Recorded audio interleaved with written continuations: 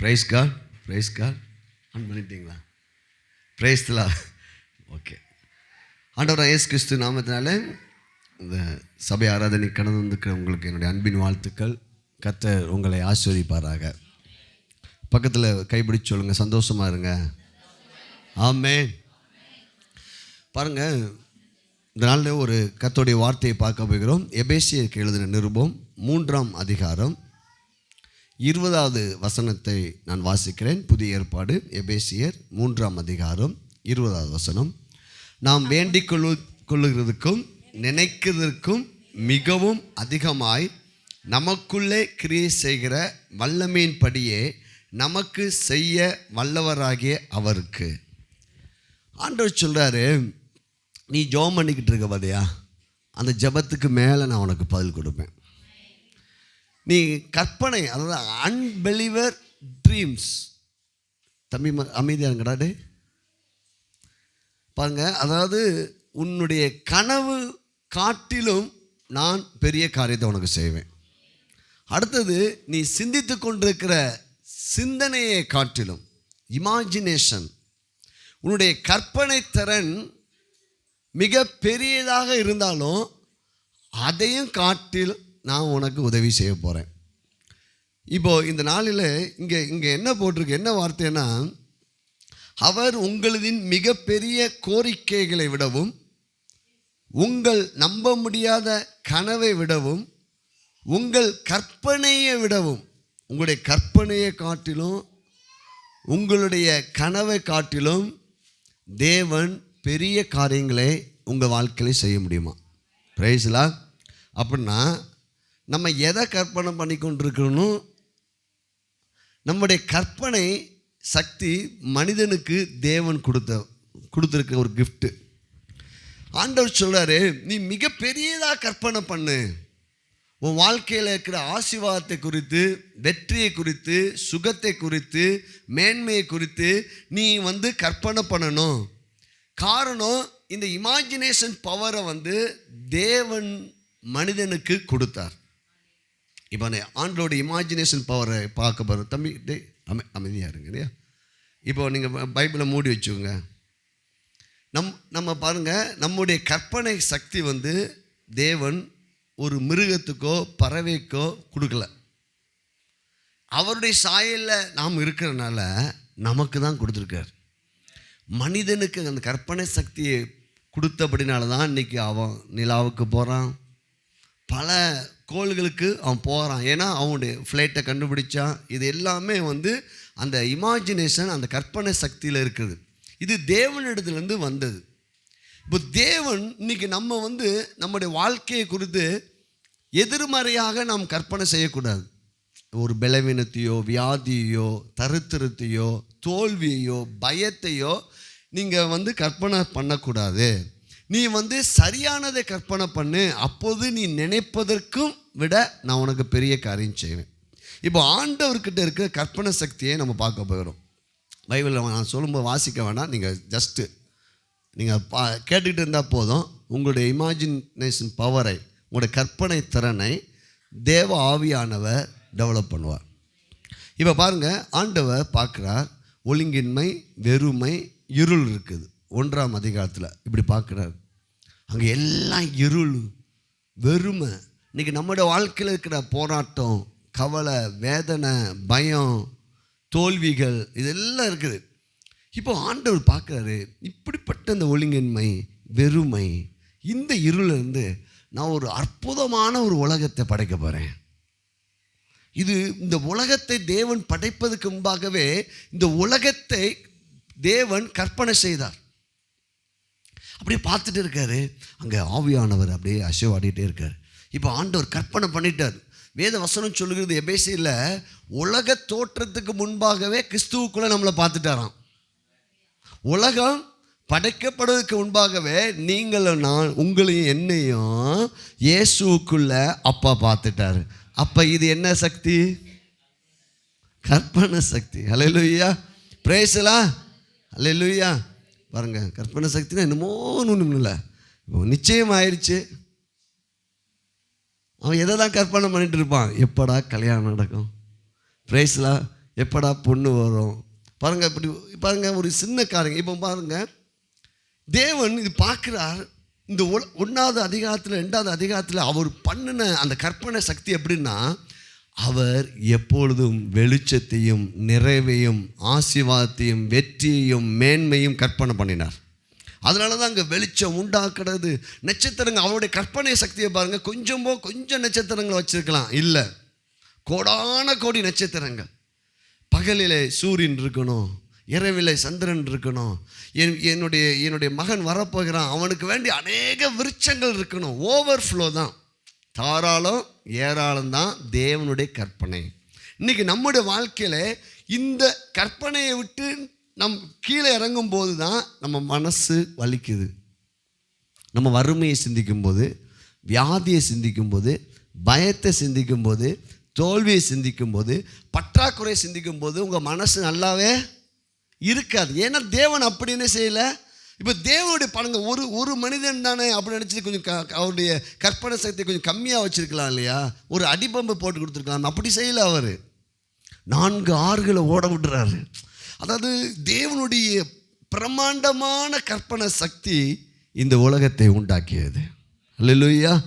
அப்படி நம்ம வானத்தெல்லாம் பார்க்கும்போது, தேவனுடைய படைப்புகளை பார்க்கும்போது, ஒவ்வொரு மரங்களை பார்க்கும்போது, அது சின்ன சின்ன பூச்சிகளை பார்க்கும்போது, அதில் எத்தனையோ வகை. இன்றைக்கி கடலில் இருக்கிற மீன்கள் வகை சொல்லவே முடியல, கோடான கோடி. அப்போ அவர் எப்படி இதில் எல்லாம் இது அனைத்தையும் பார்த்து ஒரே ஒரு பாயிண்ட் சொல்கிறேன். தேவன் தாராளம் ஏராளம் மிகப்பெரிய காரியங்களை கற்பனை செய்கிறார். அவ்வளோதான். இது மட்டும் எடுத்துக்கோங்க. பிரைஸ்லா.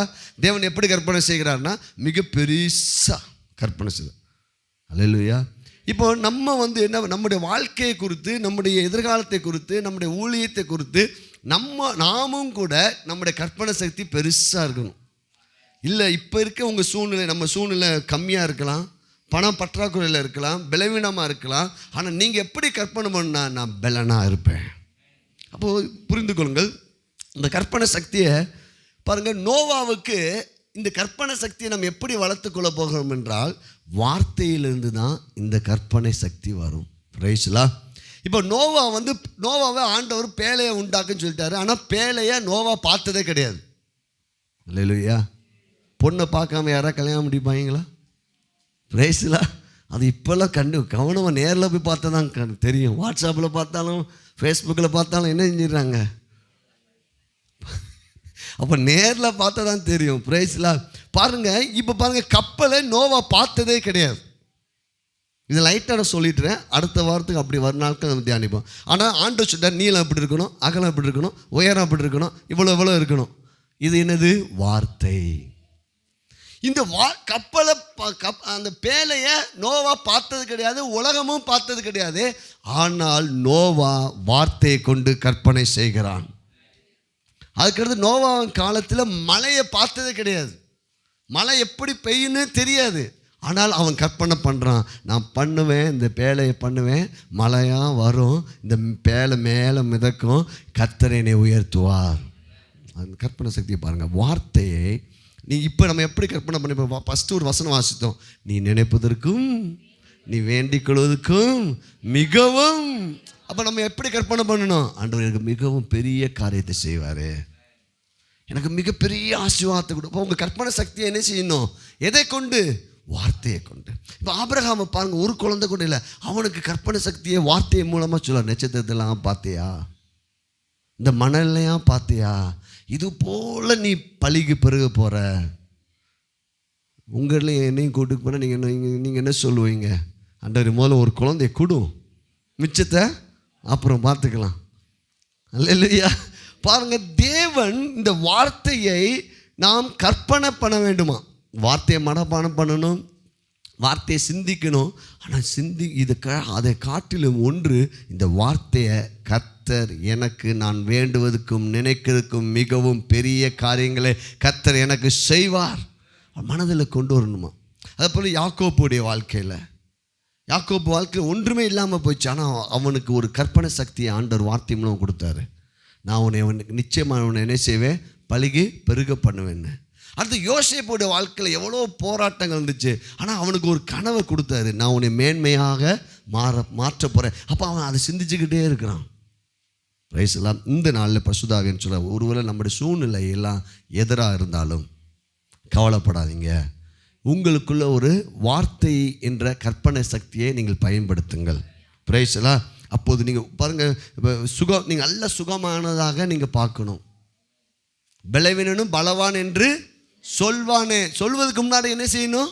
சிந்திக்கணும். அந்த சிந்தனை தான் கற்பனை சக்தி. இப்போ நம்ம வாசித்த இந்த என்னாகும் புஸ்தகத்தில் கற்பனை சக்தியை 2 பகுதி மக்கள் பயன்படுத்தினார்கள். அந்த கற்பனை சக்தியை அவர்கள் பயன்படுத்தின போது 10 பேருடைய கற்பனை சக்தி அவங்களுக்கு என்ன கொடுத்தது? மீதியான 2 பேர் காலேபு யோசுவா அவங்களும் கற்பனை சக்தியை பயன்படுத்தினாங்க. அவங்களுக்கு என்ன கிடைச்சிச்சு என்பதை பார்க்க போகிறோம். இந்த ஏற்கனவே நம்ம என்னாகும் புஸ்தகம் 13ஆம் அதிகாரம் 14ஆம் அதிகாரத்தை தியானிச்சுக்கிறோம். இதில் என்னன்னா, இஸ்ரவேல் ஜனங்கள் எகிப்து விட்டு வராங்க, செங்கடலை கடந்து வராங்க, மேகஸ்தம்பமும் அக்கினி ஸ்தம்பமும் அவர்களை வழி நடத்துகிறது, தண்ணீர் கிடைக்குது, தினமும் மன்னா கிடைக்குது. ஆண்டவர் என்ன வாக்கு பண்ணார்னா, பாலும் தேனும் ஓடு தேசத்து. இப்போ தேசத்துக்கிட்ட வந்துட்டாங்கங்க. கொஞ்சம் 11 சில நாட்களுக்குள்ளே தேசத்தின் கிட்ட வந்துட்டாங்க. இப்போ போய் சுதந்திரிக்கலாம். ஆனால் நடந்தது என்ன? ஏன் அவர்கள் சுதந்திரிக்க முடியல என்பதுதான் இன்னைக்கு தியானிக்க போகிறோம். இப்போ அந்த தேசம் கிட்ட வந்துருச்சு. ஆண்டவர் சொன்ன அந்த கானான் தேசத்தை கிட்ட வந்த உடனே மோசே சொல்கிறான், ஒரு கோத்திரத்துக்கு ஒவ்வொரு தலைவர்களை ஏற்படுத்துகிறான். தலைவர்களை அனுப்பி நீங்கள் ஒரு 12 கோத்திரம், 12 கோத்திரத்துக்கும் 12 தலைவர்கள், 12 தலைவர்கிட்ட சொல்கிறான், நீங்கள் போய் அந்த தேசம்லாம் எப்படி இருக்குன்னு பாருங்கள் அப்படின்னு சொல்கிறேன். பாருங்கள், அதில் 1ஆவது வசனத்தை பாருங்கள். நான் கர்த்தர் மோசேயை நோக்கி, நான் இஸ்ரவேல் புத்திரருக்கு கொடுக்கும் கானான் தேசத்தை சுற்றி பார்ப்பதற்கு, முதல்ல என்னதான் சொல்கிறாரு? நான் கொடுக்கும் தேசம். ஹல்லேலூயா. நான் உங்களுக்கு அந்த கொடுக்கக்கூடிய தேசம், அந்த தேசத்தை நீங்கள் சுற்றி பார்ப்பதற்காக நீ மனுஷர்களை என்ன செய்ய ஏற்படுத்து அப்படின்னு சொல்லப்பட்டிருக்குது. பாருங்கள், இப்போ பாருங்கள், முதல் வார்த்தை ஆண்டவர் சொல்கிறாரு, நான் கொடுக்க போகிறேன், நான் கொடுக்க போகிறேன், ஆகையால் நீ 12 தலைவர்களை அனுப்பு. உடனே மோசே 12 பேர்த்த அனுப்புகிறான். இவங்க போய் மோசே சொல்கிறான், அங்கே அந்த தேசம்லாம் எப்படி இருக்குது எல்லாம் நம்ம ஏற்கனவே தியானிச்சிருக்கிறோம். எத்தனை பேருக்கு ஞாபகம் இருக்குது? பிரேஸ்லாம் சில பேருக்கு ஞாபகம் இல்லை, நான் ஞாபகப்படுத்துகிறேன். பாருங்கள், நல்லா எனக்கு கதையாக பாருங்கள். இந்த 10 பேர் மிச்சம் 2 பேர், மொத்தம் 12 பேர் அவங்களுடைய கற்பனை சக்தியை எப்படி பயன்படுத்தினார்கள்? 10 பேர் என்ன பெற்றார்கள்? இந்த 2 பேர் என்ன பெற்றுக்கொண்டாங்க? ஒரு குரூப்பு தீமையை பெற்றுட்டாங்க, ஒரு குரூப்பு நன்மையை பெற்றாங்க. நல்லா நீங்கள் புரிந்து கொள்ளுங்கள். நம்முடைய மனதும் நம்முடைய வாயினால் தான் நம்ம இந்த பூமியிலே நல்வாழ்வு அனுபவிக்க முடியும். இப்போ நல்லா 10 பேர்த்து 12 பேர்த்து அனுப்பிட்டார் மோசே. உள்ளே போயிட்டாங்க. உள்ளே போயிட்டு அவங்க என்னென்னலாம் பண்ணுறாங்க பார்த்தீங்கன்னா, அந்த காரியங்களில் பார்க்க போயிடும்.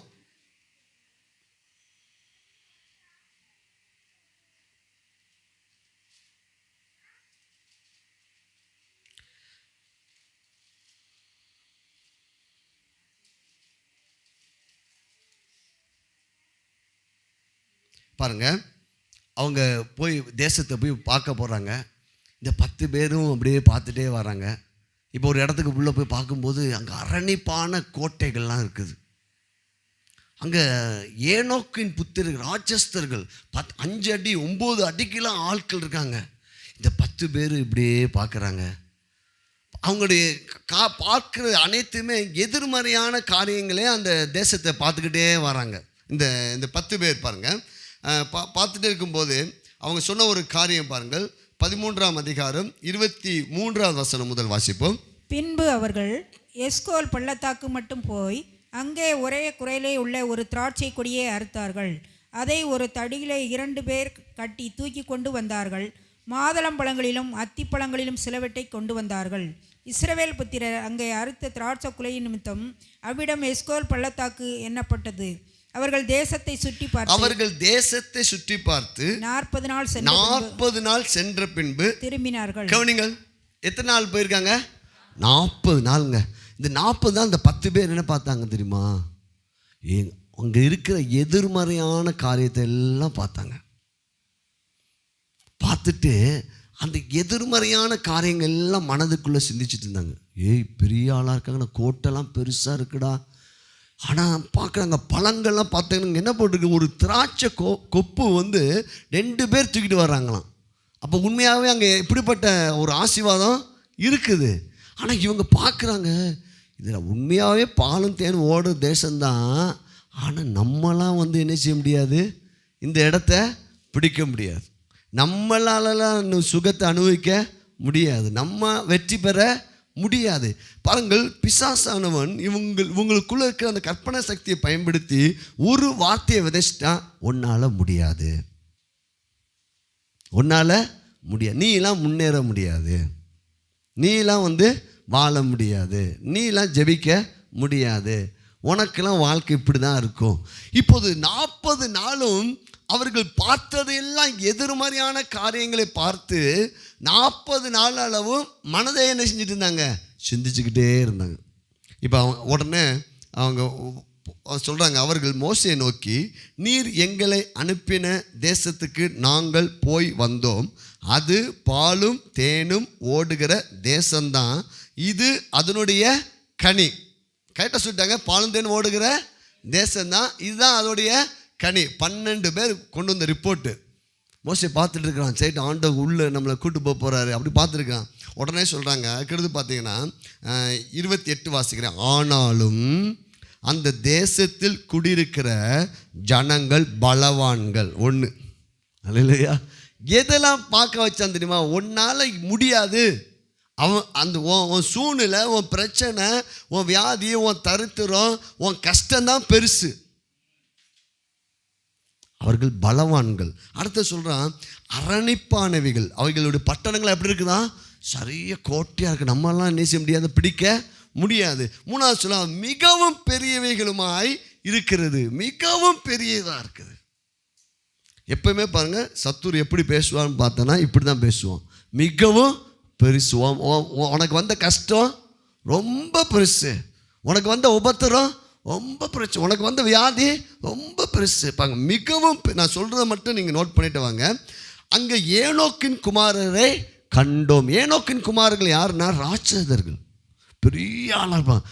எதெல்லாம் பார்த்துருக்காங்க? ஏனோக்கின் கண்டோம், மிகவும் பெருசாக இருக்கிற காரியங்கள் எல்லாம் பார்க்குறாங்க, கண்டோம் அப்படி சொல்லிட்டு.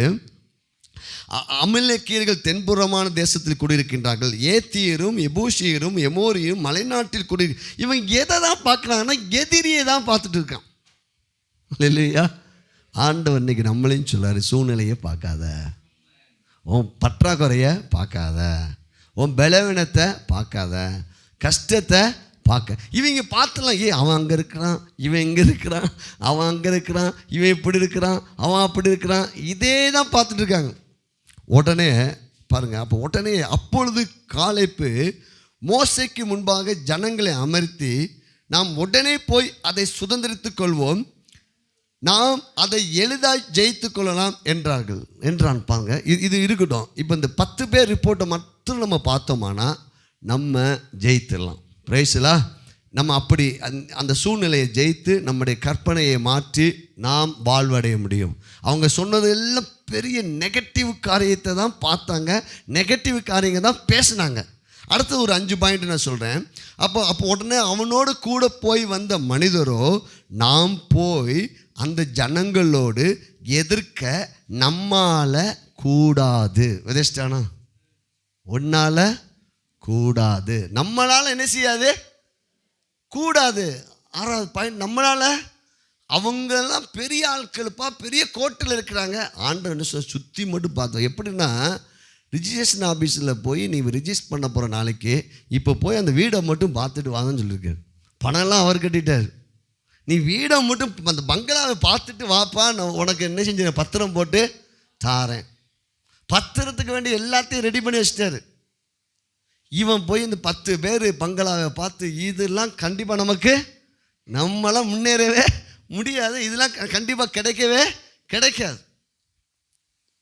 அப்போ நம்மளால் கூடாது, அதை மட்டும் நீங்கள் மனசுக்குள்ளே வச்சுக்க. நம்மளால் எப்போல்லாம் உங்களால் கூடாதுன்னு சொல்கிறான்னா அது யாருடைய வார்த்தை? ஆண்டவர் என்ன சொன்னார்? என்னை பலப்படுத்துகிற கிறிஸ்துவினாலே எல்லாவற்றையும் செய்ய எனக்கு பலன் உண்டு. நம்மளால் கூடாது அப்படின்னு ஒரு விதஷ்டம். இது எப்படி வந்துச்சான்னு தெரியுமா? 40 நாள் அளவு சிந்திக்க வச்சான். உன்னால் கூடாது, பார்த்தியா அவங்களாம் பெரிய ஆளுக்கு, உன்னால் முடியாது, உன்னால் முடியாது, உன்னால் முடியாது. அப்போ பாருங்க, நம்மளால கூடாது அப்படின்னு சொல்லிட்டு அவர்கள் நம்மை பார்க்கிலும் பலவான்கள். நம்மளை காட்டில் அவன் தான் பலவான். நம்மளாம் சும்மா இயேசுவை ஏற்றுக்கிட்டு சும்மா ஆளாக இருக்கிறோம். நம்மளாம் ஏழையாக இருக்கிறோம், நம்மளாம் சாதாரண ஆளாக இருக்கிறோம். அவங்களாம் எப்படி இருக்காங்க பாருங்கள். நம்மை காட்டிலும் அவர்கள் உண்மையான பலவான் யார்? உலகத்திற்குள் உனக்குள் இருக்கிறவர், அவர் தான் பெரியவர். ஹல்லேலூயா. உன் சூழ்நிலை அனைத்தை காட்டிலும் உனக்குள் ஒருவர் இருக்கிறார். ஆனால் அவன் சொல்கிறான், அவர் உன்னை காட்டிலும், அவன் சொல்ல நம்மை காட்டிலும் அவங்க பலவான்கப்பா. யாரை உயர்த்திட்டான்? பிரச்சனையை, வியாதியை, தரித்திரத்தை உயர்த்தி விட்டார்கள். ஹல்லேலூயா. நல்லா புரிந்து கொள்ளுங்கள். ஒரு காலமும் சூழ்நிலையை உயர்த்தாதீங்க, பிரச்சனையை உயர்த்தாதீங்க, பாடுகளை உயர்த்தாதீங்க, உங்களுடைய நஷ்டத்தை உயர்த்தாதீங்க. இவங்க என்ன சொல்லிட்டாங்க? நம்மளை காட்டில் அவங்க பலவான்கள். இவனே பேசிட்டானா பாருங்க. அதுக்கடுத்து சொல்கிறான்,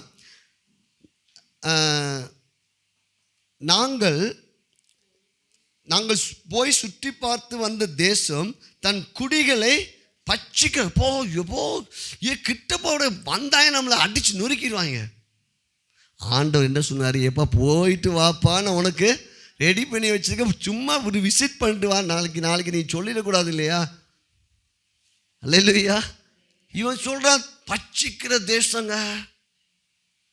இதெல்லாம் ஜனங்கள் கேட்டுக்கிட்டே இருக்காங்க.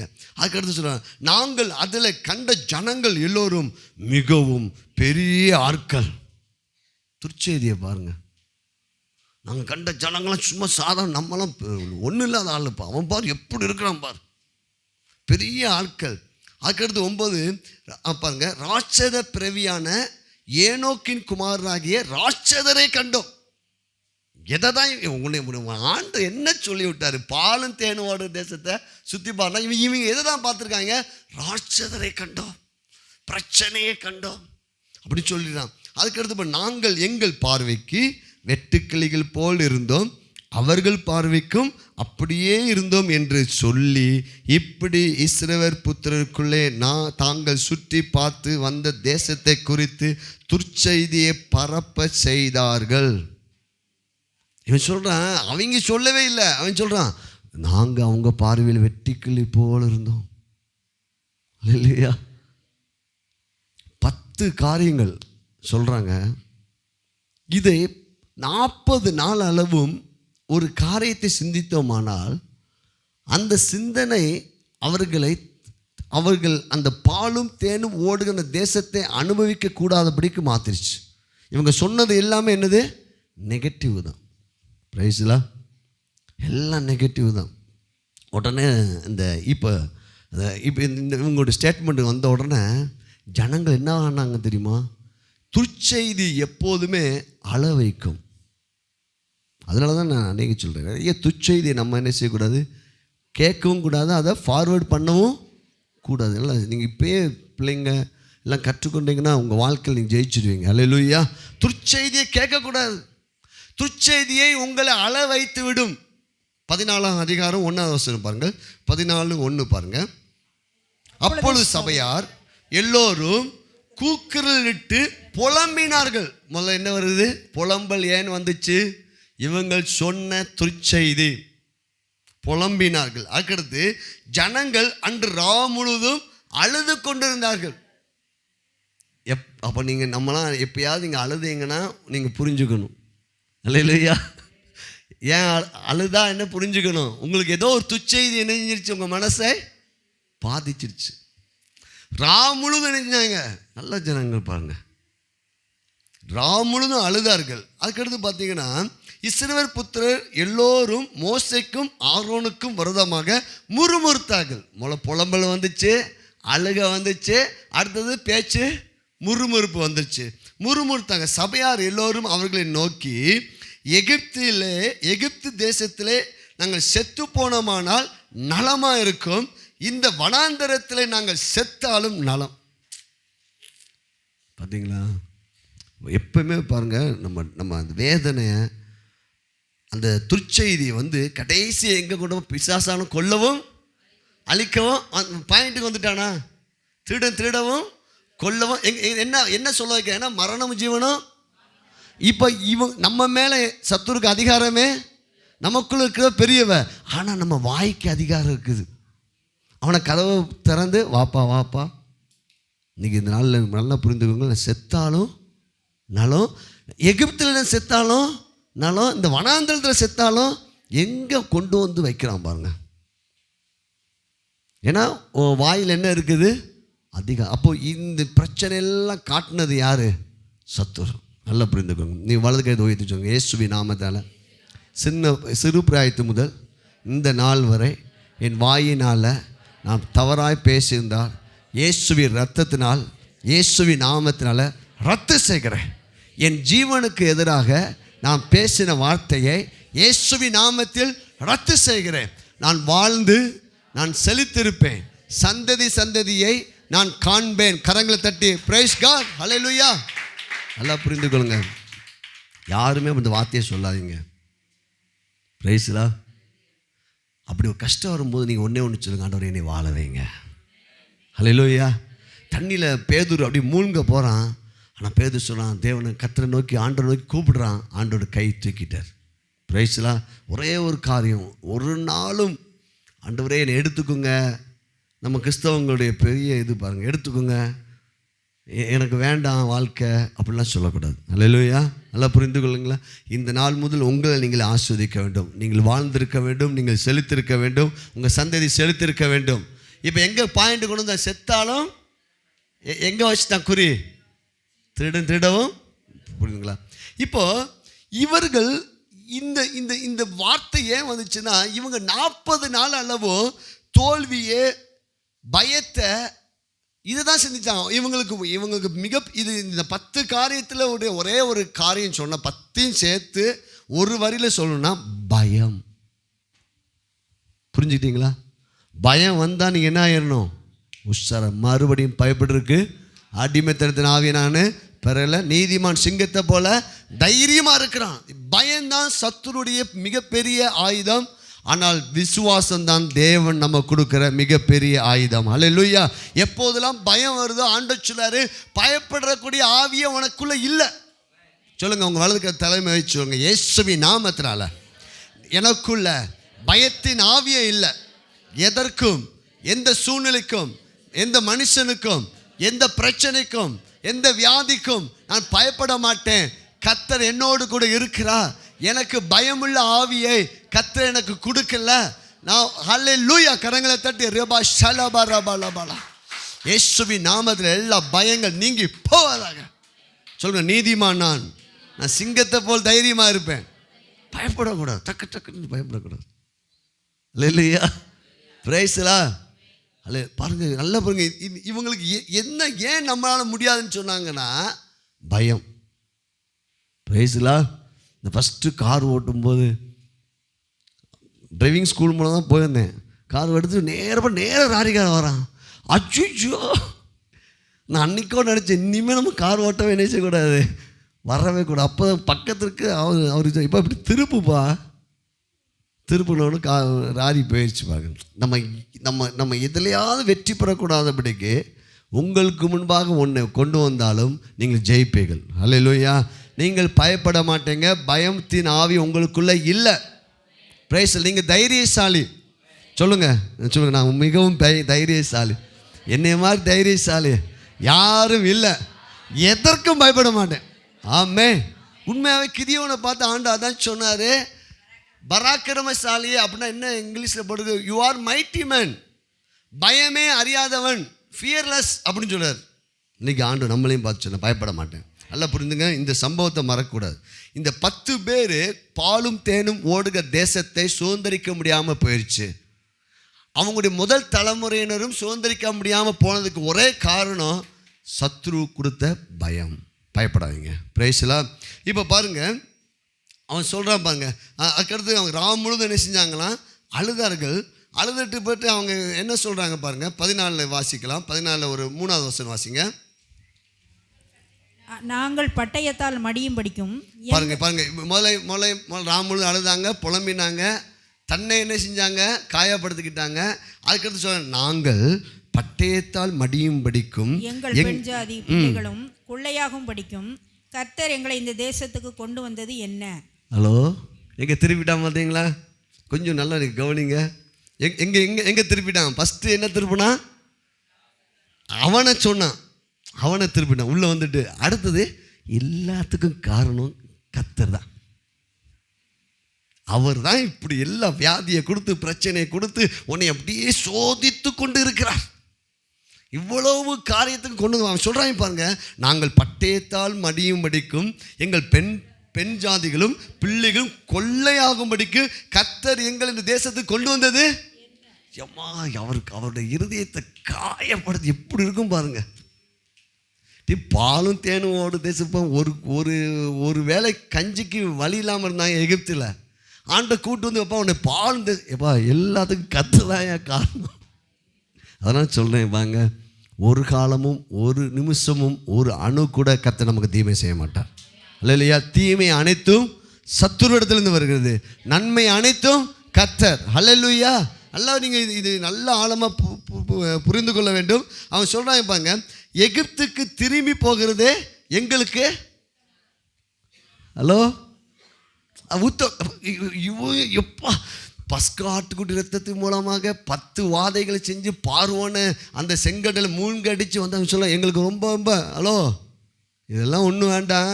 ஜெபம் பண்ணி என்ன செய்ய, பைபிள் ஸ்டடிக்கு வந்து என்ன செய்ய,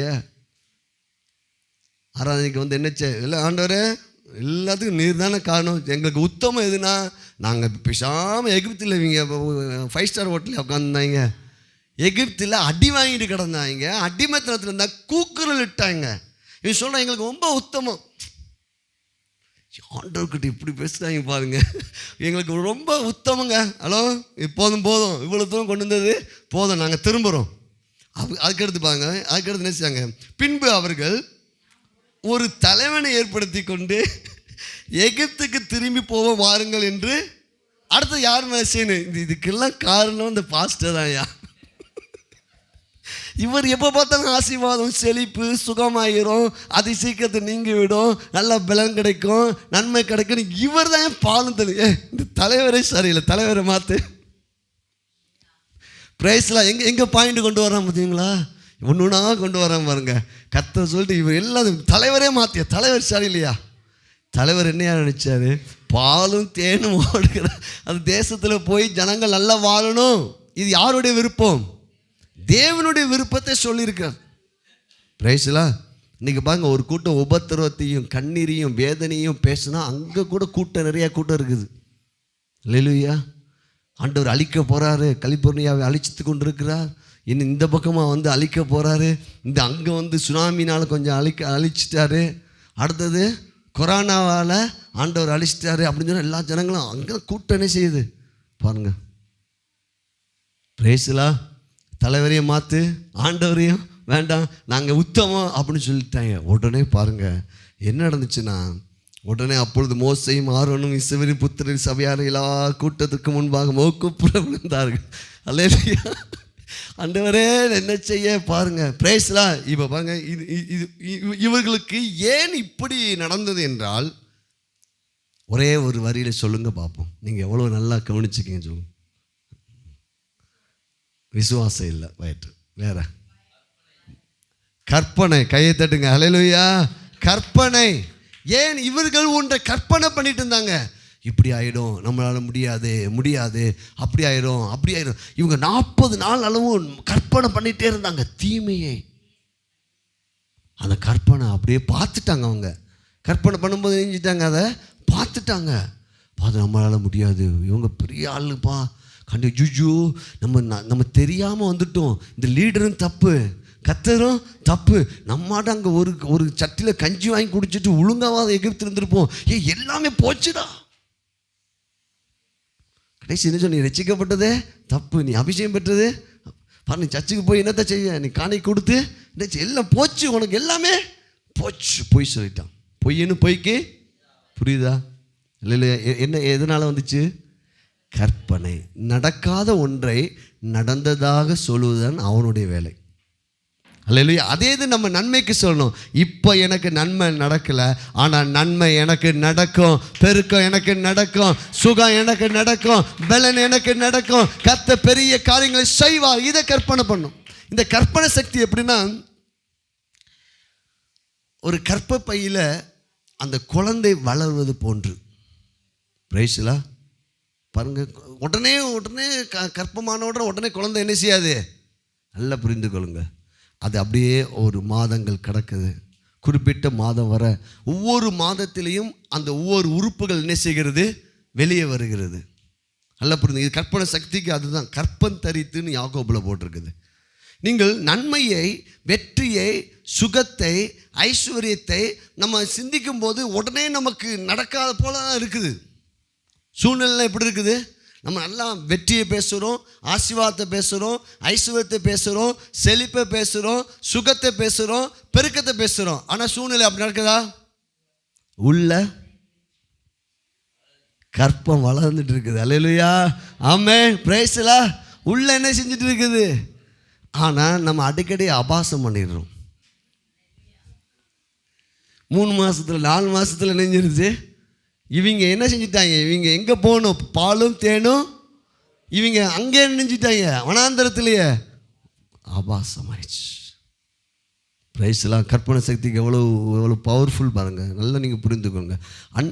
மரியாள் தேவதூதன் சொன்ன வார்த்தையை இதயத்தில் வச்சு கற்பனை பண்ணி கொண்டு வந்தார். நடக்காத ஒன்று நடத்தி காட்டினார் ஆண்டவர். அல்லேலூயா. இப்போ தீமை இப்படி இருக்குது, நன்மையை எப்படி கற்பனை பண்ணணும்னு பாருங்கள். அதே அதிகாரத்தில் 13ஆம் அதிகாரம் 13ஆம் அதிகாரத்தில் காலேப்பு சொன்ன ஸ்டேட்மெண்ட்டும் யோசுவா சொன்ன ஸ்டேட்மெண்ட்டும் பார்க்க போகிறோம். இந்த காலேப்பு எந்த கோத்திரத்தை சேர்ந்த? காலேப்பு சொன்ன ஸ்டேட்மெண்ட்டை மூலம் வாசித்துருமா? 13ஆம் அதிகாரம் 30ஆம் வசனம். அப்பொழுது காலேப் மோசேக்கு முன்பாக ஜனங்களை அமர்த்தி, நாம் உடனே போய் அதை சுதந்தரித்துக் கொள்ளுவோம், நாம் அதை எளிதாய் ஜெயித்து கொள்ளலாம் என்றான். கவனிங்கள், இவனுக்கு மட்டும் எப்படி உடனே போய்? இவன் என்ன கற்பனை பண்ண தெரியுமா? நிஜமாவே பாலும் தேன் ஓடுற தேசம்தான். அந்த பில்டிங்கை பார்த்தியா? அந்த வீடு இது எனக்குடா, இல்லையா? அந்த வீடு உனக்கு யோசுவா. காலேப்பு அது உனக்கு. அந்த இடத்தை பார்த்தியா? என்ன நேச்சுரல் பார்த்தியா? சூப்பர்ரா. இவங்க 2 பேரும் என்ன கற்பனை பண்ணிட்டு இருந்திருக்காங்க? சீக்கிரமாக போய் உடனே மோசடியை சொல்லணும், நம்ம உடனே வரணும்டா. வீடு சூப்பராக இருக்குடா, செம்ம பங்க. நாளைக்கு காலைல கண்டிப்பாக நம்ம ரிஜிஸ்ட்ரேஷன் பண்ணிவிட்டு அமுல் ஹோட்டலில் ஒரு சாப்பாடு போட்டுருவோம்டா. அல்லேலூயா. என்னைக்குடா வீடு பிரதிஷ்டை பண்ணலாம்? இதை தான் சிந்திச்சுட்டு இருக்காங்க. இவன் பார்க்குறாங்க, ஆண்டவர் சொன்ன மாதிரியே இருக்குதுயா, சூப்பர் பிளேஸ்ரா. இப்போ அவன் சொல்கிறான், அப்பொழுது காலேப்பு மோசேக்கு முன்பாக ஜனங்களை அமர்த்தி, எல்லாம் கொஞ்சம் அமைதியாரு. இன்னும் இப்படி பேசுகிற? எப்படி இடம் தெரியுமா? அப்படி சொல்லிட்டு நாம் உடனே போய் அதை சுதந்திரித்துக் கொள்வோம், நாம் உடனே போய் அதை எடுத்துக்கொள்ளலாம், உடனே நான் சுகமாயிருவேன், கண்டிப்பாக நிச்சயம் என்னை வாழ வைப்பார், உடனே போய் அது சூப்பராக இருக்குடா அப்படின்னு சொல்கிறான். அதுக்கடுத்து சொல்கிறான், நாம் அதை எளிதாக ஜெயித்து கொள்ளலாம் என்றான். அவர்கள் எப்படி கற்பனை பண்ணாங்க? நம்மளால் முடியாது. எதையுமே படிப்பாக இருந்தாலும், வாழ்க்கையாக இருந்தாலும், எதுவாக இருந்தாலும் எளிதாய் முடிப்போம். காரணம், கர்த்தர் நமக்குள்ளே இருக்கிறார். அல்லேலூயா. எளிதாய் ஜெயித்து விடலாம், எளிதாய் வெற்றி பெறலாம். நிறைய பேர் படிக்கிற பிள்ளைங்க நிறைய ஐயோ அந்த இது அப்படி, எந்த செமஸ்டர் அப்படிலாம் சொல்லும்போது நீங்கள் அதை எதையுமே நெகட்டிவாக வாங்கக்கூடாது.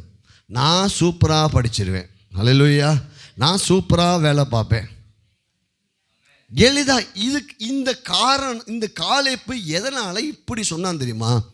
அவன் ஒரு யூதா கோத்திரத்தை சேர்ந்தவன். பாருங்கள், அதே 1ஆம் அதிகாரத்தில் நான் வாசிக்கிறேன் பாருங்கள். இந்த காலேப்பு ஏன் அவன் வாயில் இவ்வளோ சூப்பர் வார்த்தை வந்துச்சுன்னா, என்னாகமும் 13:6 வாசிக்கிறேன். யூதா கோத்திரத்தின் எப்புனையின் குமாரன் காலேப்பு. அல்லேலூயா. 12 கோத்திரத்தை அனுப்புனாரா? 12 தலைவரை அனுப்புனாரா? இந்த காலேப்பு எந்த கோத்திரத்தை சேர்ந்து தெரியுமா?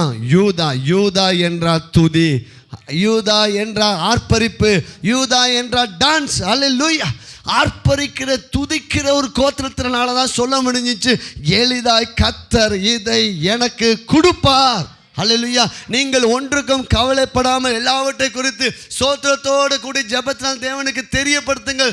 எப்போது நீங்கள் ஸ்தோத்திரம் பண்ணிக்கிட்டு இருந்தீங்கன்னா சொல்கிறேன், உங்களுக்கு பதில் லெகுவாய் வரும்.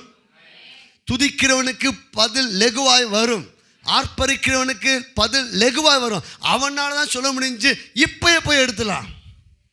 எந்த கோத்திரத்தை சேர்ந்தவன்? யூதா கோத்திரத்தை. இந்த யோசுவா எந்த கோத்திரத்தை சேர்ந்தவன்னா எப்பிராயீமின் கோத்திரத்தை சேர்ந்தவன். எப்பிராயீம் யாருன்னா யோசேப்பின் புத்திரர்கள், மனாசே எப்பிராயீம். இந்த யோசுவா வந்து எப்பிராயீம் எப்பிராயீம் கோத்திரத்தை சேர்ந்தவன். அதனால தான் எப்பிராயீம் கோத்திரம் எப்படின்னா, யோசேப்பு எப்பயுமே கற்பனை சக்தி உடையவன். அல்லேலூயா. பாடுகள் வந்தாலும் பிரச்சனைகள் வந்தாலும் உபத்திரம் வந்தாலும் நான் சிங்காசனத்தில் உட்காருவேன் என்று கற்பனை பண்ண அந்த சக்தி, அந்த சந்ததியிலிருந்து வந்தவன் தான் யோசுவா. பிரைஸ்லா.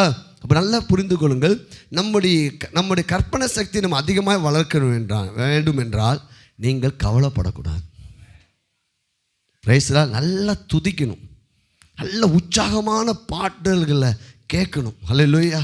நல்ல மியூசிக் இன்னும் நம்ம சபையில் போடணும், நல்லா துதிக்கணும். துதிக்கிறவங்களால் தான் எரிகோ விழும். பிரைஸ்லா. நீங்கள் துப்பாங்க, நீங்கள் துதிக்கும் போது என்ன கவலை ஓடி போயிடும். இப்போ 2 கோத்திரங்கள் எப்படி பவர்ஃபுல்லாக உண்டாக்குறா இருப்பாங்க. இப்போ அவன் சொல்லுவான், எளிதாக என்ன செஞ்சிடலாம், ஜெயித்திடலாம். அதுக்கடுத்து யோசுவா சொன்ன ஸ்டேட்மெண்ட்டை பார்க்க போயிடும். 14ஆம் அதிகாரம். யோசுவா எப்படிப்பட்ட ஸ்டேட்மெண்ட் சொன்னால் பாருங்கள். யோசுவா 14ஆம் அதிகாரத்தில் எடுத்துக்கோங்க. என்னாகமும் 14ஆம் அதிகாரம் 4வது வசனம். பின்பு அவர்கள் 7வது வசனம், மன்னிக்கும், 7லேருந்து வாசிப்போம். இஸ்ரவேல் புத்திரரின் சமஸ்த சபையையும் நோக்கி, நாங்கள் போய் அதுக்கு முன்னாடி வாசிப்போமா பாருங்க. தேசத்தை சுற்றி பார்த்தவர்களில் நூனின் குமாரனாகிய யோசுவாவும் எப்புன்னேயின் குமாரனாகிய காலேபும். இப்ப காலேப் எந்த கோத்திரத்தை சேர்ந்தவர்? யூதா கோத்திரம். என்ன செய்யணும்?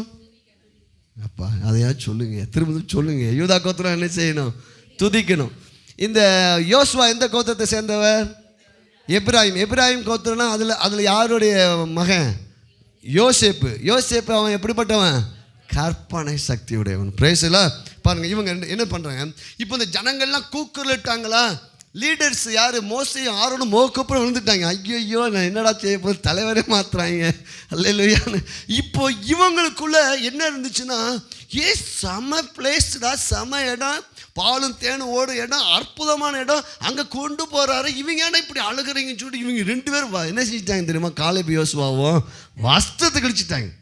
அட்டச்சுயோ செம இடம்னா, நாளைக்கு நாங்கள் போயிடலாம் நான் நினச்சிட்டு இருக்கிறேன், இவங்க கெடுத்துருவாங்க போல காரியத்தை. இடத்துல நாங்கள் பார்த்து வச்சுட்டு வந்திருக்கிறோம். அவங்களுக்கு அப்படி என்னமா அவங்களுக்கு அவங்களுக்கு வெறுப்பு வந்துச்சு. அஜுஜோ சூப்பர் இடம்டா, வஸ்திரத்தை கெடுத்துட்டு சொல்கிறாங்க. தேசத்தை சுற்றி பார்த்த இஸ்ரவேல் புத்திரரின் சமஸ்த சபையும் நோக்கி, நாங்கள் போய் சுற்றி பார்த்து சோதித்த தேசம் மகா நல்ல தேசம். நான் சொல்லுமா சொல்லுங்க, என் வாழ்க்கை சூப்பரா இருக்கும். கிறிஸ்தவ வாழ்க்கை அற்புதமான வாழ்க்கை. நான் ரட்சிக்கப்பட்டது நல்லது, நான் அபிஷேகம் பண்ணப்பட்டது நல்லது, நான் ஞானஸ்நானம் எடுத்தது நல்லது, நான் சபைக்கு வருவது நல்லது, கர்த்தருடைய வார்த்தையை கேட்க நல்லது. என் வாழ்க்கை மகா சூப்பரா வெற்றியா ஆசீர்வாதமா இருக்கும். ஆமென். அல்லேலூயா. Praise the lord. இவங்க இருதயத்துக்குள்ள எதை கற்பனை பண்ணாங்க? அதெல்லாம் வாயில் நினைஞ்சிச்சு. புரிஞ்சிட்டீங்களா? அல்லேலூயா. மகா நல்ல தேசம். பாயிண்ட் சொல்கிறாங்க பாருங்க, கர்த்தர் நம்மேல் பிரியமா இருந்தா.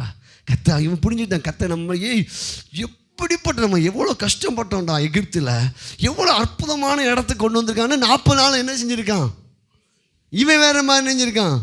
நல்லா புரிந்து கொள்ளுங்கள், ஒரு காரியத்தை 40 நாள் அளவு நீங்கள் சரியாக செய்வீங்கன்னா நீங்கள் வெற்றி பெற்றுவீங்க. அல்லேலூயா. காலை எந்திக்கிறதுலேருந்து ஜெபிக்கிறது, துதிக்கிறது, பாட்டு ஆராதிக்கிறது, நல்ல வெற்றியை மட்டும் இந்த 40 நாள் அளவு கேளுங்கள். அல்லேலூயா. நன்மையானது மட்டுமே கேளுங்க. இப்போ இவன் சொல்ல, கர்த்தர் நம்மை பிரியமாக இருக்கிறார், தேசத்தில் நம்மை கொண்டு போய் பாலும் தேனும் ஓடுகிற அந்த தேசத்தை நமக்கு கொடுப்பார். சொல்ல, கண்டிப்பாக ஆண்டவர் நம்ம கொண்டு போயிடுவார். எப்படி விசுவாசிக்கிறாங்க? அது எப்படிப்பட்ட தேசம்?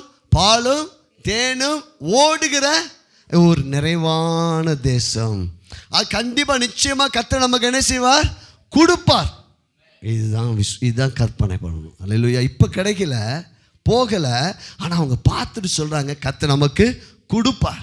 கர்த்தர் நமக்கு பெரிய பில்டிங்கை கொடுப்பார், ஆத்துமாக்களை கொடுப்பார், நல்வாழ்வை கொடுப்பார், சுகத்தை கொடுப்பார், ஐஸ்வர்யத்தை கொடுப்பார், மேன்மையை கொடுப்பார். அது பாலும் தேனும் ஓடுகிற மகா நல்ல தேசம். பிரைஸ்லாம். அப்படி சொல்லி உடனே பாருங்க, கர்த்தருக்கு விரோதமாக மாத்திரம் கலகம் பண்ணாதிருங்கள், அந்த தேசத்தின் ஜனங்களுக்கு நீங்கள் பயப்பட வேண்டியது இல்லை. பாயிண்ட்டை புரிஞ்சுக்கிட்டாங்க பார்த்தீங்களா? இவங்க 10 பேர் சொன்ன ஸ்டேட்மெண்ட்டில் ஒரே ஒரு வரி என்னது? பயம். இப்போ இவங்க புரிஞ்சுட்டாங்க. காலேப் யோசுவா புரிஞ்சு சொல்லுங்க, பயப்பட வேண்டியது இல்லை. அங்கே நம்ம கோலியாத்து சம்பவம் போலலாம் தியானித்தோம். அந்த இஸ்ரவேல் ஜனங்கள் 40 நாள் அளவு என்ன செஞ்சுட்டு இருந்தாங்க? அங்கே என்ன வேறு வச்சா? எத்தனை நாள் வச்சான்? 40 days வச்சிட்டானா? 40 நாள் என்ன விதை விதைச்சா? ஒன்றால் கோலியாத்தை ஜெயிக்க முடியாது. இப்போ இவங்க 40 நாள் சொல்லுவாங்க அவங்களுக்கு பயப்பட வேண்டியது இல்லை அப்படி சொல்லிட்டு அவர்கள் நமக்கு இரையாவார்கள். அடிக்காம பாருங்க, இங்கே ஒரு தாவீது மாதிரி பேசுகிறாங்க பாருங்க.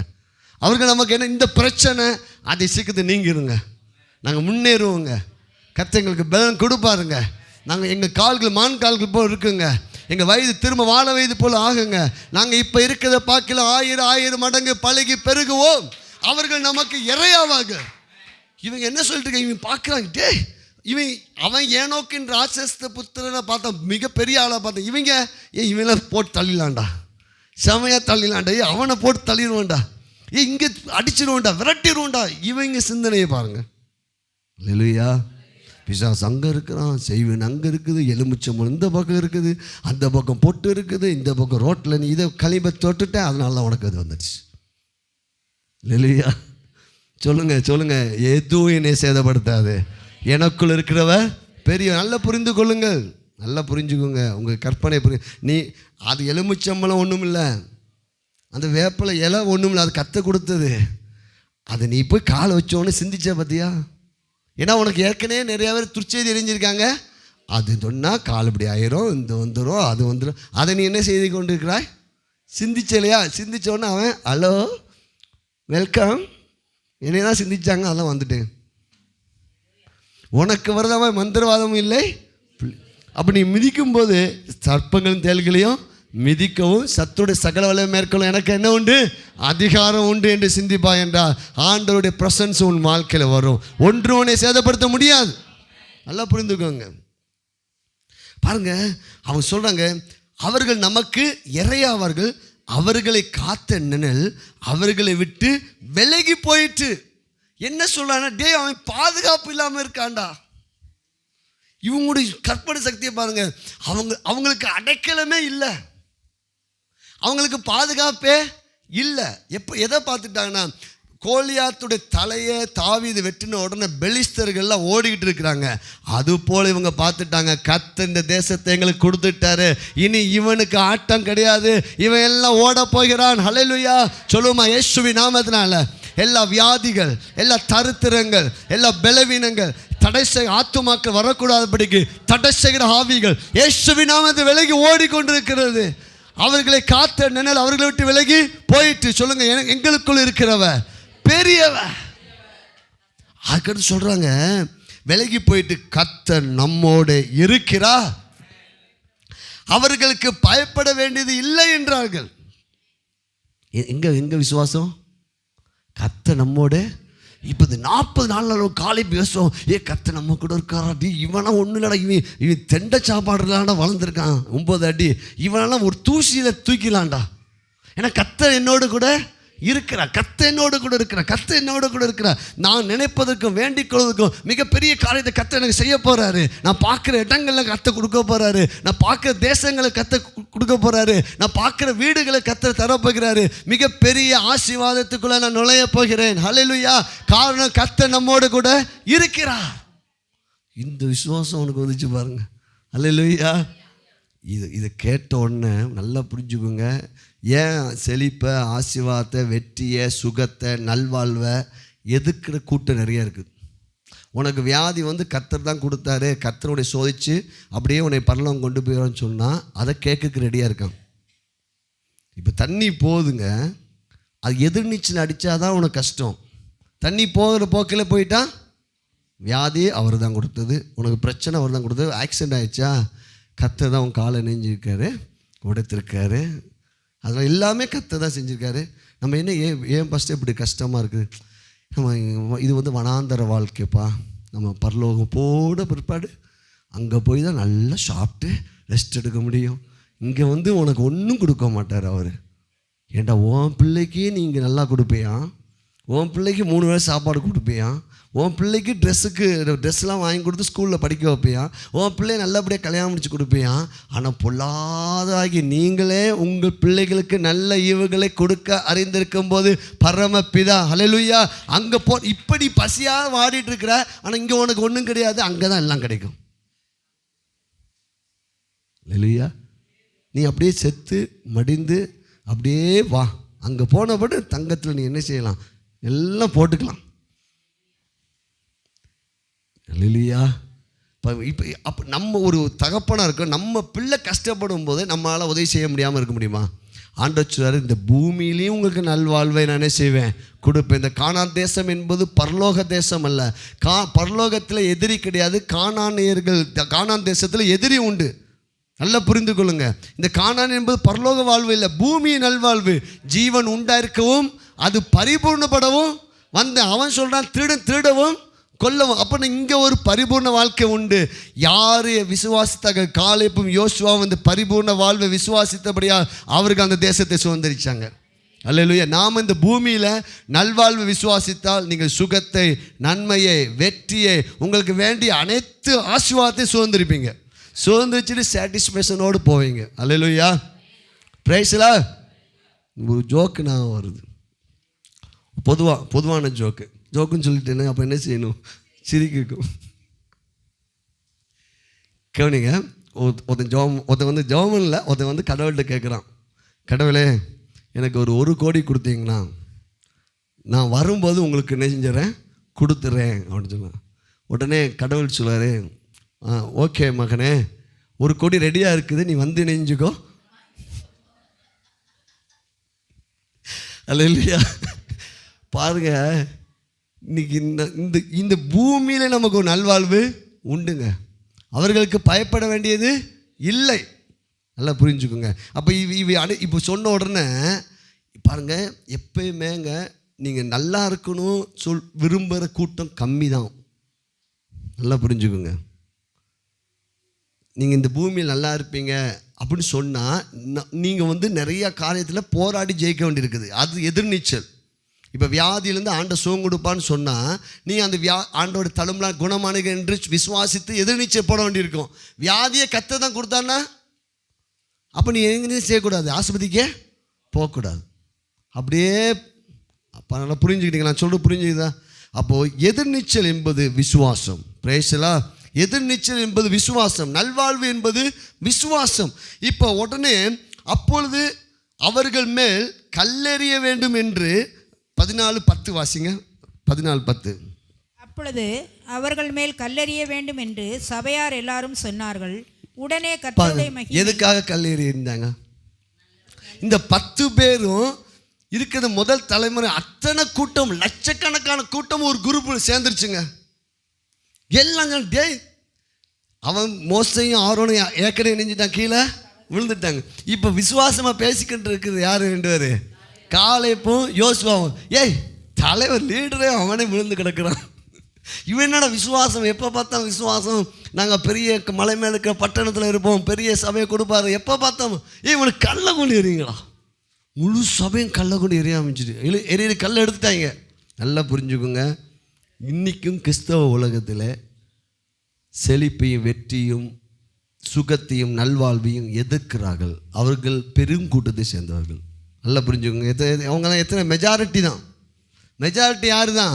இந்த 10 பேர் சொன்னதை இஸ்ரவேல் ஜனங்கள்லாம் கேட்டு அப்படியே அந்த துர்ச்செய்தினால் அவங்க பாதிக்கப்பட்டாங்க. 2 பேர் தாங்க பல லட்சம் மக்கள் நடுவில் 2 பேர் விசுவாசமாக நிற்கிறாங்க. கல்லை எறிஞ்சு கொள்ளுனாடாச்சு கல்லை எடுக்க உடனே ஆண்டவர் குறுக்கிட முடியாத தேவ மகிமை இறங்கிருச்சு. அல்லேலூயா. ஆண்டவர் இறங்கி வந்துட்டாட்டே, இதுக்கு மேலே இவங்களை விட மாட்டாங்க. ஆண்டவர் இறங்கி வந்து பார்த்து நீங்கள் வீட்டில் போய் வாசித்து பாருங்கள். ஆண்டவர் சொல்லுவார், இவங்களை நீ விடக்கூடாது, இவங்க இவங்க செவி கேட்க சொன்ன பிரகாரமாக இவங்களுக்கு செய்வேன். என்ன ஆச்சு தெரியுமா? இந்த 40 நாள் சுற்றி பார்த்து வந்தது போலவே அன்னைக்கு இந்த 40 வருஷமும் வனாந்தரத்தில் சுத்த வச்சிட்டார். அப்போ நல்லா புரிஞ்சுங்க, வனாந்தர வாழ்க்கை என்பது தேவன் ஏற்படுத்தின வாழ்க்கையில். நல்லா புரிஞ்சுங்க, அவங்களுடைய கற்பனை சக்தியும் அவங்களுடைய அவிவிசுவாசன வார்த்தை தான். நீங்கள் வீட்டில் போய் வாசித்து பார்த்தீங்கன்னா வனாந்தரத்தில் 40 வருஷம் சுற்றி முதல் தலைமுறையினர் எல்லோரும் மரித்து போயிட்டாங்க. யாரும் பாலும் தேனும் ஓடும் தேசத்துக்குள்ளே என்ன செய்யலை, போகவே இல்லை. 2 பேர் தான். யார்? காலேப்பும் யோசுவா தான். அவன் ஆண்டவர் சொல்றாரு, அவன் வேற ஆவியே உடையவன். அது இங்கிலீஷ் பேப்பர் போட்டிருக்குது. அவன் வேற இமேஜினேஷன் பண்ணியிருக்கிறான், என்னை குறித்து சூப்பராக இமேஜினேஷன் பண்ணியிருக்கிறான். நான் எப்படிப்பட்ட ஆளுன்னு அவன் நல்ல கற்பனையை பண்ணியிருக்கிறான். ஹல்லேலூயா. அவர்கள் வேற ஆவி உடையவர்கள், வேற இமேஜினேஷன் பண்ணியிருக்கிறான். அவர்கள் மட்டும்தான் உள்ளே போவார்னு ஆண்டவர் சொல்லிட்டார். ஹல்லேலூயா. புரியுதுங்களா? அப்போ நம்முடைய கற்பனை சக்திக்கு எவ்வளவு பவர்ஃபுல் இருக்குது. பிரைஸ்லா. ஹல்லேலூயா. அப்படி எழுந்து நிற்போமா? நிறையா இருக்குது, நம்ம அடுத்த வாரம் தியானிக்கலாம். Price God. எல்லாம் எழுந்து நிற்போமா? அதனால் நீங்கள் இன்று முதல் வெற்றியை, நன்மையை, ஆசீர்வாதத்தை, சுகத்தை. ஆனால் ஒரு கூட்டம் என்ன தான் செய்து கொண்டு இருக்குது? மெஜாரிட்டி கூட்டம் எங்கே தான் இருக்குது? ஆனால் நான் என்ன சொல்கிறேன், எந்த இடத்துல இருந்தாலும் நீங்கள் காலேப் யோசுவா போல் நில்லுங்கள். நீ என்ன பெரிய விசுவாசமாக பேசுகிற, நீ என்ன பெரிய ஆசீர்வாதமாக பேசுகிற, நீ என்ன இப்படிலாம் பேசுகிற அப்படின்னு சொல்லி நம்ம எதிர்பார்க்கல். கல்லை கூட எரிய வருவாங்க, ஆனால் ஆண்டவர் வந்து காப்பாற்றுவார். அல்லேலூயா. ஆண்டவர் விட மாட்டார். ஆண்டவர் சொல்லிட்டார், நீ ஆண்டவர் என்ன சொன்னா தெரியுமா? அந்த 10 பேர்த்துக்கும் அவங்க தலைமை சொன்ன, நீங்களாம் சொன்னபடி உங்களுக்கு செஞ்சுறேன். இவங்க என்ன சொன்னாங்க? இந்த வனாந்தரத்தில் செத்தா ஓகே, ஓ லிஸ்ட்டு போ. அடுத்து வா காலேப் யோசுவா, நீங்கள் காமிச்ச, நீங்கள் எதெல்லாம் பார்த்தீங்களோ போய் நீங்கள் சுதந்திரிங்களா, போங்கடா பாலும் தேனும் ஓடும் தேசத்தை. ஹல்லேலூயா. நாம் சுதந்திரிக்க போகிறோம். இயேசுவின் நாமத்தினால் இந்த பட்டணத்தை சுதந்திரிக்க போகிறோம். கர்த்தர் பெரிய காரியங்கள் எங்களுக்கு செய்வார். இப்போ இருக்கிறத பார்க்கல 1000 மடங்கு பழகி பெருகுவோம். பல கோடிகளை கர்த்தருடைய ராஜ்யத்துக்கு விதைப்போம். கர்த்தர் எங்களுடைய இமேஜினேஷன் பவரை ஆண்டவர் வர்த்திக்க பண்ணுவார். எங்களுடைய கற்பனை சக்தியை கர்த்தர் வர்த்திக்க பண்ணுவார். ஹல்லேலூயா. நல்லா புரிஞ்சுக்கோங்க. உங்கள் பிள்ளைங்க திருமண காரியமாக இருந்தாலும் இப்பயே நீங்கள் என்ன செய்யுங்க, சிந்திங்கள். உங்களோட வருமானத்தை குறித்து சிந்திங்க. உங்கள் கடனெல்லாம் அடைக்கப்பட்டதாக பாருங்கள். அல்லேலூயா. நல்வாழ்வு அடைந்ததாக பாருங்கள், சுகம் அடைந்ததாக பாருங்கள், பலனாக இருக்கிறதை நீங்கள் பாருங்கள். பிரேசலா. படிப்பில் வெற்றியை பெற்றதாக பாருங்கள். பிள்ளைங்களுக்கு இதை கற்றுக் கொடுங்க. இப்படி நீ பார்க்கணும் மகனே, இப்படி பாரு மகளே, நீ வெற்றி பெற்றுருவ. அல்லேலூயா. மற்றவங்களாம் சொல்கிற மாதிரி ஐயோ அது கஷ்டம் கஷ்டம் அதை நம்ம சொல்லக்கூடாது. நம்ம பார்வை மாறணும், நம்ம சிந்தனை சக்தி மாறணும். ஜெபம் பண்ணும். சர்வவல்லமை தகப்பனே, உம்மை துதிக்கிறோம், உம்மை ஸ்தோத்திக்கிறோம். உம்முடைய கிருபைக்காக, உம்முடைய பிரசன்னத்துக்காக ஸ்தோத்திரம், உம்முடைய தயவுக்காக ஸ்தோத்திரம், உம்முடைய அன்புக்காக ஸ்தோத்திரம், உம்முடைய ஆண்டவர் காருண்யத்துக்காக ஸ்தோத்திரம். உங்கள் வலது கரத்தை உங்கள் தலைமை வச்சு ஆண்டவர் இயேசுவின் நாமத்தால் என் சிந்தனை மாறட்டும் அப்பா. நான் வெற்றியையும் சந்தோஷத்தையும் சமாதானத்தையும் மகிழ்ச்சியையும் ஆர்ப்பரிப்பையும் அப்பா செழிப்பையும் நான் சிந்திக்க உதவி செய்யுங்க. நான் பெலன் மேல் பெலனை சிந்திக்க எனக்கு உதவி செய்யுங்க ஆண்டவர். நாங்கள் காலேப் யோசுவா போல் சிந்திக்க உதவி செய்யுங்க. கர்த்தர் எங்களோடு கூட இருக்கிறார். பாலும் தேனும் ஓடுகிற அந்த தேசத்தை நாங்கள் காண்போம். கரங்களை தட்டி ஓ ராபா ஷாக்கா லாபா பாபாலா பா ரா காலா பாரின் மா ஷக்கா பாலா. ஆண்டவர் சொல்லாரு, நீ நல்லா சிந்திச்சனா நீ நினைப்பதற்கும் நீ வேண்டிக் கொள்வதற்கும் மிகவும் அதிகமாய் கர்த்தர் செய்வேன். அப்போ தப்பாக சிந்திச்சிடக்கூடாது. கூரை வீடை சிந்திச்சுன்னா கூரை வீடுக்கு இன்னும் கம்மி பண்ணிடுவார். அல்லேலூயா. பெரியதாக எண்ணுங்கள். பிரேஸ்லாம். அவ்வளோதாங்க. இன்றைக்கி எவ்வளோ செய்தி என்னென்னா, பெரியதாக எண்ணுங்கள். என்ன புரிஞ்சிச்சு உங்களுக்கு? பிரேஸ்லா. சும்மா சொல்லுங்கள், என்ன புரிந்தது? நல்லதெல்லாம் கற்பனை பண்ணணும். அல்லேலூயா. இந்த 10 பேர் செஞ்சது இதெல்லாம் அவங்க பார்த்தாங்க. சும்மா சொல்லுங்க, அவங்க எதெல்லாம் எதிர்மறையான காரியங்களை செஞ்சாங்க பார்த்தாங்க. இந்த காலேப் யோசுவா எதை பார்த்தாங்கன்னா கர்த்தருடைய வார்த்தையை. கர்த்தர் தான் சொன்னார் பாலும் தேனும். அவங்க என்ன சொன்னாங்க? மகா நல்ல தேசம், இது பாலும் தேனும் ஓடும் தேசம். எதை கற்பனை பண்ணாங்கன்னா வார்த்தையை கற்பனை பண்ணாங்க. சொல்லுங்க, இது வார்த்தையை கற்பனை பண்ணுனா என் வாழ்க்கை பாலும் தேனும் ஓடும். கரங்களை தட்டி பிரேஸ்லா பிரேஸ்லா. கர்த்தர் உங்களை ஆசீர்வதிப்பாராக. நீங்கள் வார்த்தையை நல்லா கற்பனை பண்ணுவீர்கள். இப்போ இருக்கிற 1000 மடங்கு பழகி பெறுகிறீர்கள். God bless you. Amen. Thank you.